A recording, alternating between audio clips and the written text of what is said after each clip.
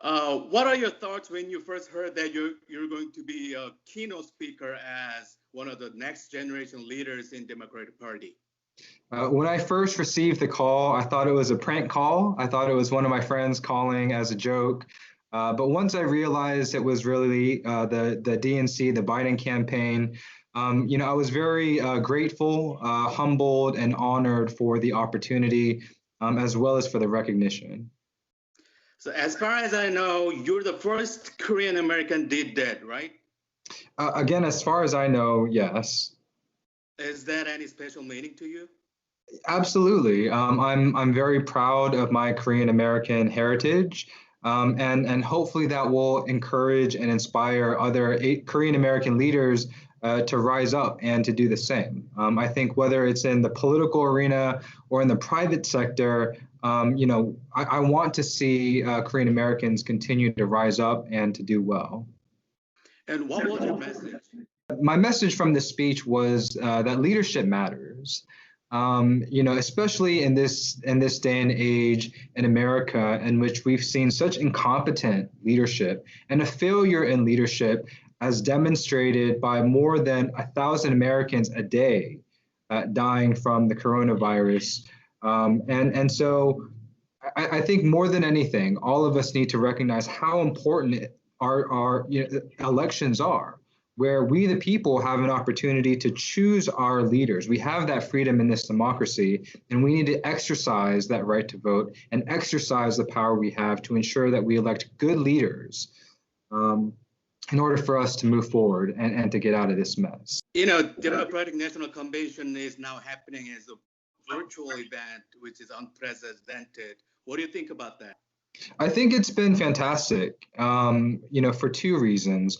One, I think the Democratic Party, they demonstrate the importance of wanting to keep everybody safe in the midst of this pandemic. We're not denying the reality of this virus that has killed far too many folks, has devastated families.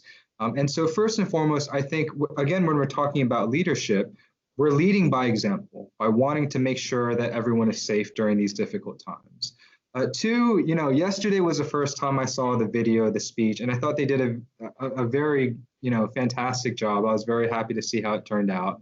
And just the access that it gives to everyone, in which no matter where you are, so long as you have an internet connection, you can watch and participate.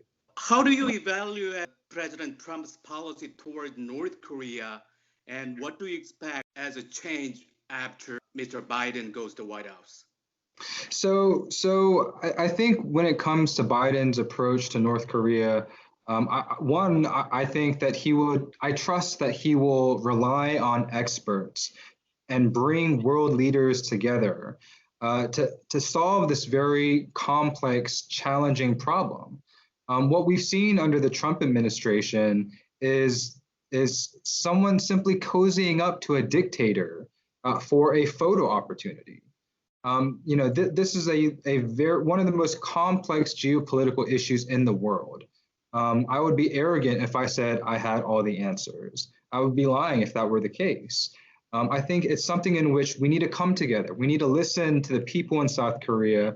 We need to listen to our regional partners and work on a comprehensive long-term solution that fosters, that de-escalates, so that we can foster peace and allow for eventual reunification. Barack Obama used to be a DNC keynote speaker. What's your personal goal or plan as a politician? So for right now, I'm focused on doing the best that I could do with the opportunity that I've been given. And I think, again, that's what leadership is about. It's not necessarily to try and position myself to run for a higher office. It's about serving my community and those who entrusted me with this opportunity. I first ran for office to fight for people, fight for the sick who didn't have access to healthcare. Here in Georgia, we still have more than 500,000 Georgians without access to healthcare, and that's an issue that I am very, very passionate about. My mother, God bless her soul, she passed away 2 years ago, but her battle against cancer and having access to public health insurance, which gave her a fighting chance, is what inspired me to run for office in the first place. And so by focusing on who I can help, rather than what position or title I want, I've been able to get to where I am today.